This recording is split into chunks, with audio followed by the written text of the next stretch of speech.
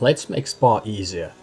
I'll take you through a full lap step by step and then show you the race setup that helps beginners gain time without taking big risks.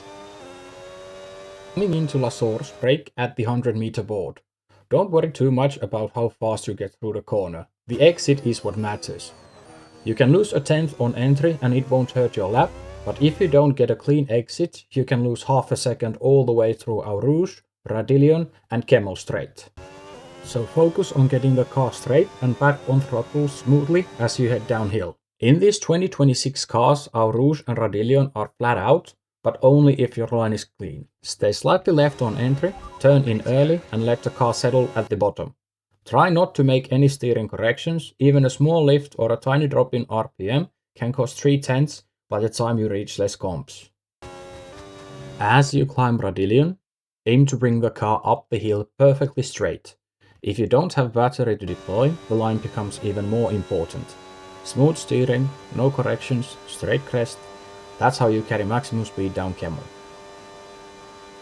Down Camel, move early to the left. As you turn in for Les Comps, you can use a bit of the outside curb on the left. You don't need to go fully onto it, just enough to open the angle for the first corner. Keep the car in 4th gear through the whole right-left sequence. Use the inside curb on the first right-hander and cut it a little tighter than the default racing line suggests. This helps the car rotate without sliding. When you turn left, aim to keep only half the car on the track. This opens the exit and keeps the rear stable. The car will settle as you head toward Malmedy. As the car stabilizes, shift to 5th gear before the corner. Touch the inside curb as you turn in, it helps the car rotate. On exit, use the outside curb with your outer wheels.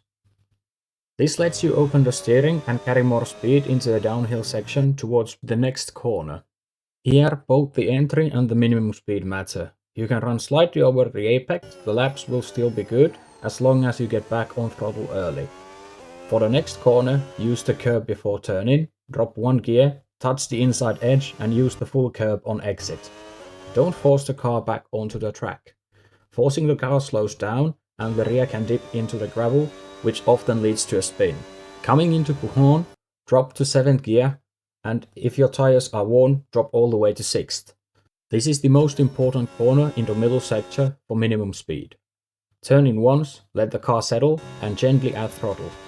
Carrying speed here gains more time than any other corner in the sector. Keep things tidy through Fagnes. Smooth inputs, clean exit. At Stavelot, straighten the wheel early and get back on throttle smoothly. Traction is everything here. You need a bit heavier braking into Blanchimont with these cars. Drop to 4th gear and it's okay to run a little deep on entry. Drive the corner a bit sharper and focus on getting back on throttle as early as you can. The speed you carry out of Blanchimont affects the entire final sector. You might not reach 8th gear before the straight mode zone, and that's totally fine. Also, if you've been using the overtake button a lot, you will probably be out of battery here. Coming to the bus stop chicane, brake early and straight for bus stop. It's easy to lock the rear wheels here, especially with the race setup. So lighten your brake pressure just before you turn in. Take the ride calmly, avoid overusing the curb and prepare the car for a clean exit. Straighten the wheel before full throttle, traction out of the final left decides your run to the line. And that's a full lap of Spa with a stable race setup. Flat through Eau Rouge, smooth through Les Comps, confident through Pouhon, and controlled through bus stop. Let's go over the setup next. Let's start with the aerodynamics. I'm running 20 at the front and 16 at the rear wing. This gives you enough front end grip for Eau Rouge, Pouhon and the fast corners, but still keeps the car quick on the straights.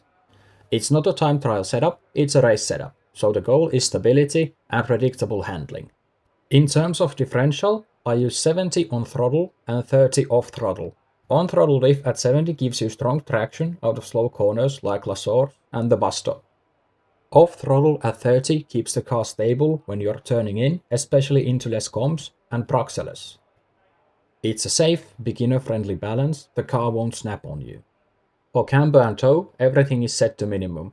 Spa is a fast track and minimum camber gives you the best stability and straight line speed. Minimum tow keeps the car calm on turn-in and reduces tire wear. It's simple and it works. Suspension is 41 at the front and 19 at the rear. The stiffer front helps the car respond quickly in fast direction changes. The softer rear keeps the car stable through long corners like Pouhon and Stavelot. Again, this race setup, the goal is consistency over a full stint. Anti-roll bars are 17 at the front and 8 at the rear for the same reason. This combination makes the car easier to control, especially for beginners. The ride height is at 24 at the front and 50 at the rear. Spa has big elevation changes, especially through Eau Rouge and Raidillon. The higher rear keeps the car from bottoming out and gives you stability when the car compresses at high speed. There is still going to be some bottoming out, but not excessively. Brake bias is set at 56% to the front with 100% pressure. This keeps the car stable under braking, especially into La Source, Les Combes and bus stop. It's a safe setting that helps prevent rear wheel lockups. And finally, tire pressures. 27.5 psi in front and 23.5 in the rear. Higher front pressure gives you better steering response. Lower rear pressure gives you more traction on exit, which is really important at Spa. We also have some added pressure to standard pressures so that the tires last a bit longer in the race. So there you have it. That's my full Spa race setup. It's stable, predictable and beginner friendly, and with this setup I'm able to run a 1:46.395 lap in time trial. Here is the full lap without any commentary. If you liked the video, leave a like and subscribe for more.